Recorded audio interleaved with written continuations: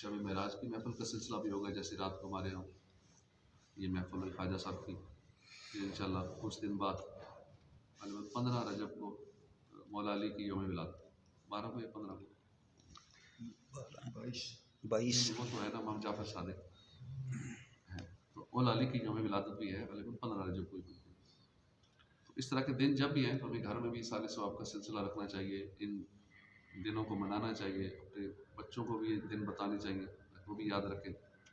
जो भी ख़ास दिन आए, बड़े लेवल की महफ़िल ना भी कर सकें, घर में जो पका है उसी पे फातिहा दिला लें, इसाले सवाब का सिलसिला कर लें। तो सफ़र मेराज के हवाले से भी हम इंशाअल्लाह महफ़िल भी करेंगे शब मेराज की, और इंशाअल्लाह सफ़र मेराज के हवाले से तफसील भी हम सुनेंगे। अल्लाह पाक ने महबूब रब अकबर शाह खुशकुतर सल्लल्लाहु अलैहि वसल्लम के सफ़र मेराज की एक हिकमत बयान करते हुए फरमाया कि हम उसे अपनी अजीम निशानियाँ दिखाएँ। 13 रजब 13 रजब को, हाँ जी 13 रजब को मौला अली की यौम विलादत। एक हिकमत बयान की कि हम उसे अपनी अजीम निशानियाँ दिखाएँ, यानी अल्लाह करीम ने अपने महबूब सल्लल्लाहु अलैहि वसल्लम को मेराज इसलिए कराई ताकि आपको अपनी निशानियाँ और कुदरत के अजायबात दिखाए जाएं। मसलन कौन सी निशानी है? जन्नत है, दोज़ख है, अर्श, कुर्सी, लोह कलम वगैरह। ये क्यों दिखाएंगे? इससे मुतल्लिक़ मुफ्ती अहमद यार खान नईमी ने बड़ा ईमान अफरोज़ मदनी फूल दिया है। फरमाते कि अर्श, फर्श, तमाम आलम ये हुजूर को अता फरमा दिए, सब कुछ हुजूर को दे दिया गया, मालिक बना दिया गया। इसलिए जन्नत के दरवाजे पर, पत्ते पत्ते पर, डाली डाली पर ला इलाहा इल्लल्लाह मुहम्मदुर रसूलुल्लाह, यानी ये तमाम चीज़ें कारखाना कुदरत की बनी हुई हैं और मोहम्मद सल्लल्लाहु अलैहि वसल्लम की मिल्कियत में दे दी गई। लिहाजा अल्लाह को मंजूर हुआ कि मालिक को उसकी मलकियत दिखा दी जाए, इनकी प्रॉपर्टी दिखा दी जाए कि आप इस चीज़ के मालिक हैं, ये देख लें।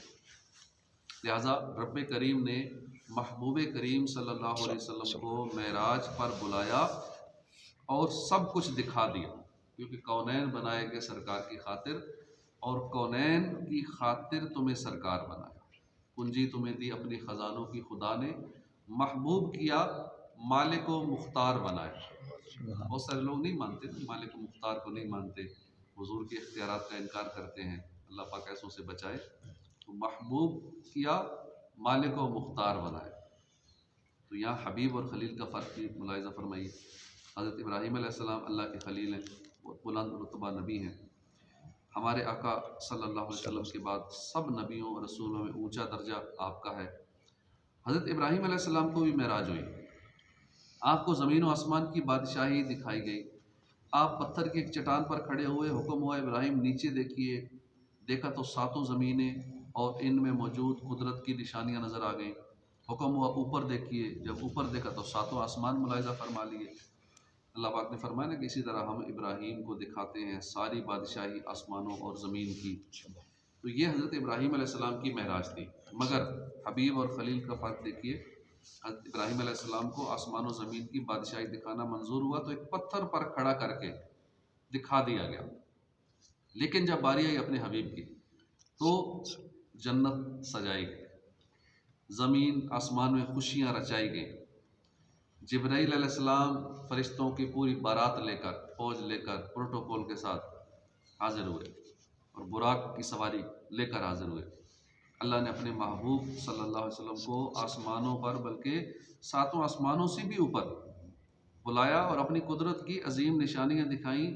ये है हबीब की शान है। सुभान अल्लाह।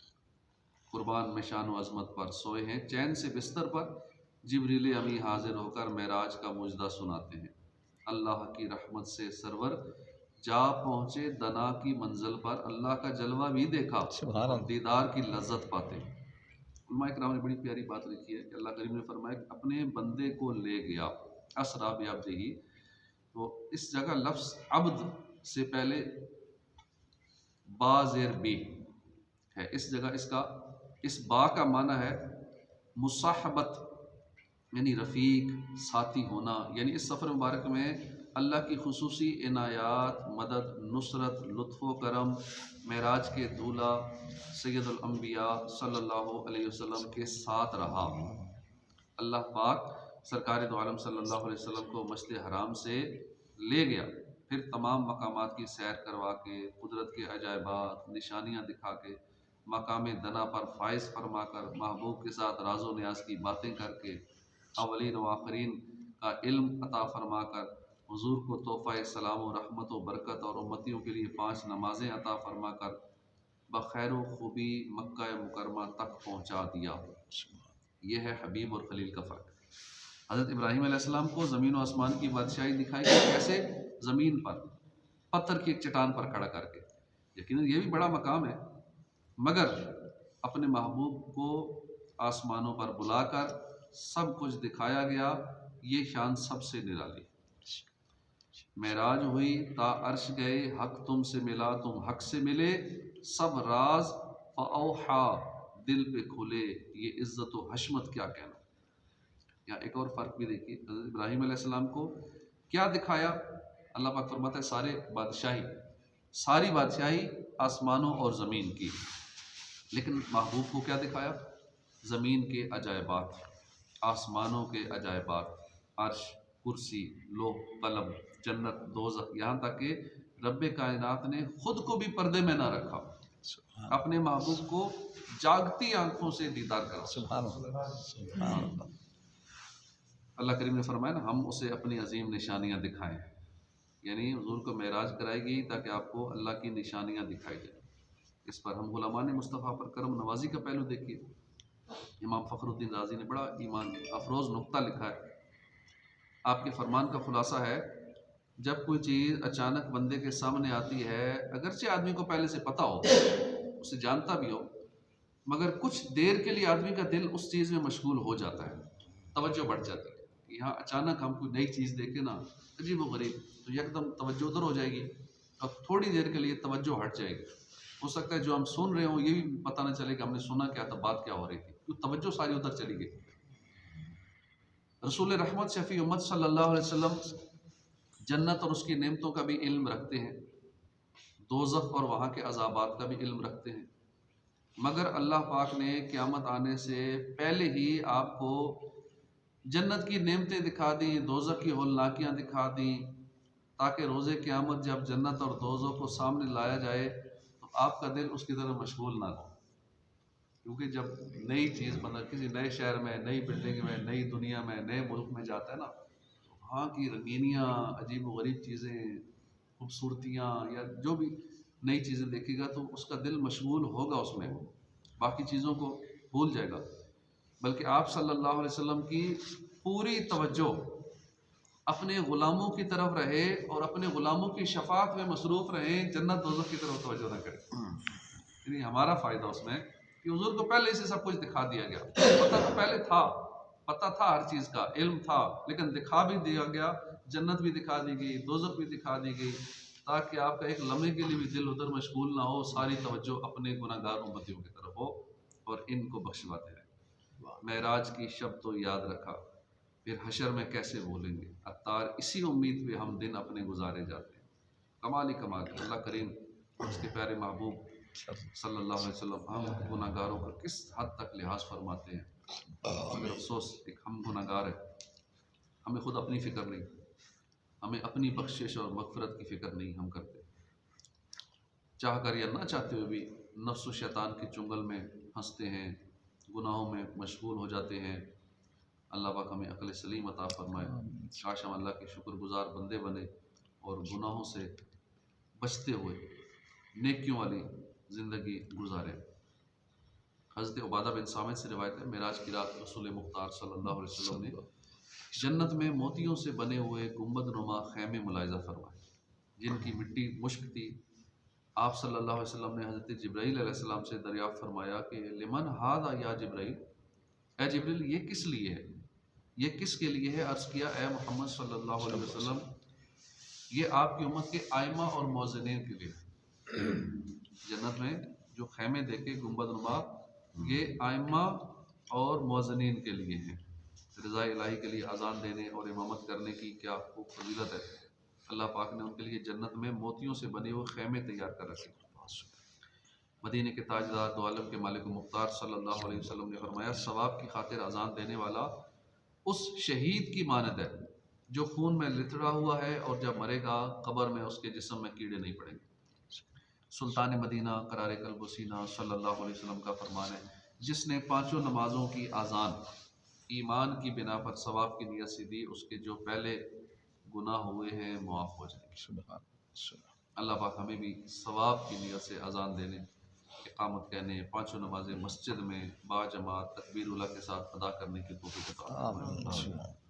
मेराज की बबरकत रात जब प्यारे आका सल्लल्लाहु अलैहि वसल्लम जन्नत में तशरीफ लाए तो रेशम के पर्दों से सजा हुआ एक महल देखा। पूछा, जिब्राइल ये किसके लिए? अर्ज़ किया कि ये हज़रत अबू बकर सिद्दीक़ के लिए। आशिक़ अकबर की भी क्या शान है।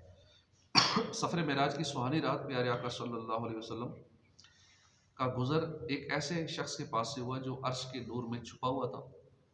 आपने फरमाया, ये कौन है? क्या कोई फरिश्ता है? कहा गया नहीं। मैं कोई नबी है? कहा गया नहीं। पूछा, फिर ये कौन है?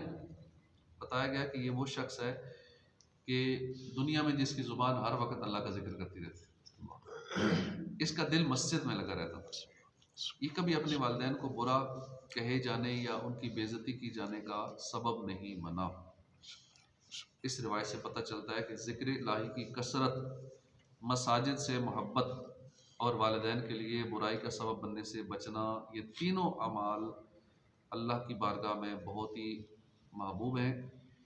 इस रिवायत में इस बात की तरगीब मौजूद है कि इंसान गाली गलौज, लड़ाई झगड़ा, नशाबाजी, जुआ वगैरह किसी भी ऐसे फेल का हरगिज़ मुर्तकिब ना हो जो उसके वालिदैन के लिए तानो तशनी, बेइज्जती का बायस बने और हशर के रोज़ खुद उसे भी शर्मिंदगी का सामना करना पड़े।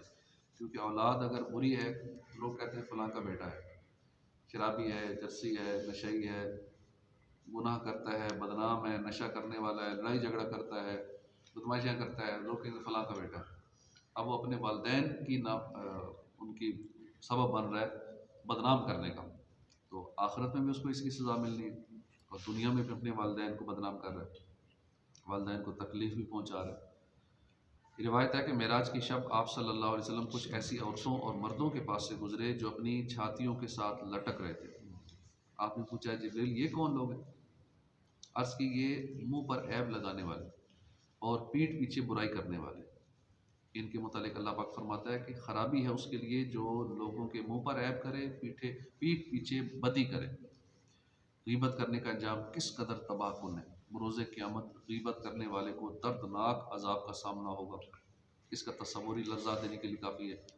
गौर कीजिए कि अगर गीबत करके बग़ैर तौबा किए मर गए, दर्दनाक अजाब मुसल्लत कर दिया गया, तो क्यों कर बर्दाश्त कर सकेंगे। इसलिए गीबतों, चुगलियों, दीगर गुनाहों भरी बातों से रिश्ता तोड़कर हम्दो नाज से रिश्ता जोड़िए। हर लम्हा, हर घड़ी याद इलाही में मगन रहिए। प्यारे आका सल्लल्लाहु अलैहि वसल्लम पर खूब खूब दुरूद व सलाम के फूल निछावर करते रहिए। अल्लाह पाक तौफीक अता फरमाए। आमीन बिजाहिन नबी अमीन सल्लल्लाहु तआला अलैहि व आलिहि वसल्लम।